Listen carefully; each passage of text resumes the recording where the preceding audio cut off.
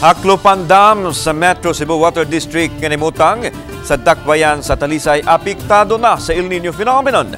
Ani ang live report ni Femari Dumabok. Fem.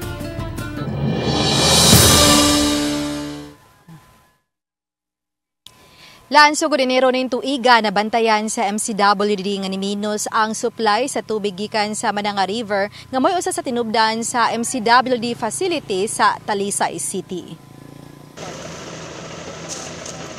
Naabdan sa GMA RTV Balitang Bisdak kini mga kawani sa MCWD nga bisan sa kainit sa panahon, mipahigayon og desalting sa ilang facility.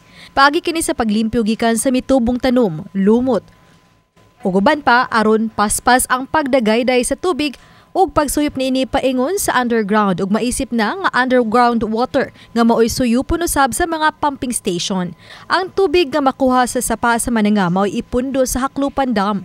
Apan sa pagkakaroon gitataw ni Minerva Herodias, tigpamaba sa MCWD nga tungod sa El Nino, makaproduce na lang ang Haklupan Dam og 20,000 cubic meters gikan sa 30,000 cubic meters matag adlaw.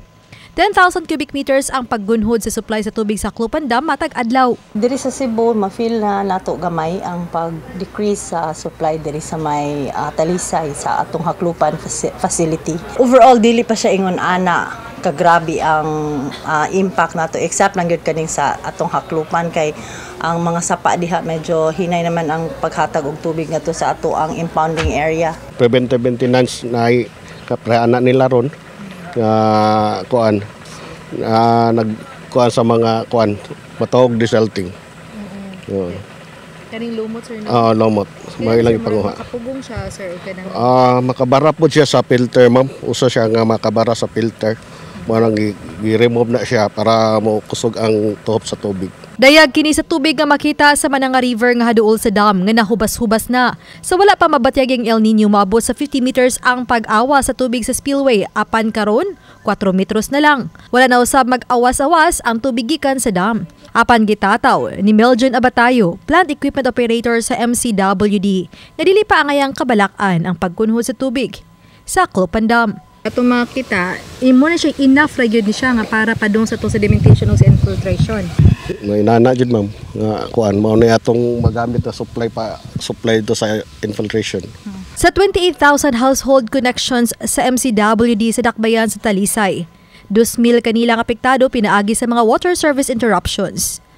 Samtang mipasalig ang Talisay City Fire Station sa ilang kaandam pag-abag sa dakbayan sa pagrasyon og tubig sa mga bukirang barangay kung gikinahanglan man.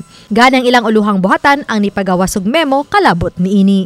Pag-deploy sa ato ang mga fire trucks kung available sila para pagtabang sa water rationing dito sa mga affected nga mga barangays nato sa syudad sa Talisay. As long as dili ma-compromise ang ato mga resources, dili mahurot og deploy ang ato mga resources nga mabiyaan na lang pud ang ato mga fire trucks.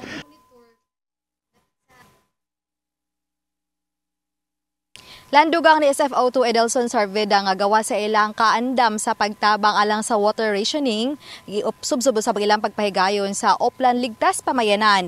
Ilabi na ning panahon nga labian kaini sa panahon aron kalikayan ang pag-ulbo sa kayo. Lan? Okay, daghang salamat Femari Dumabok.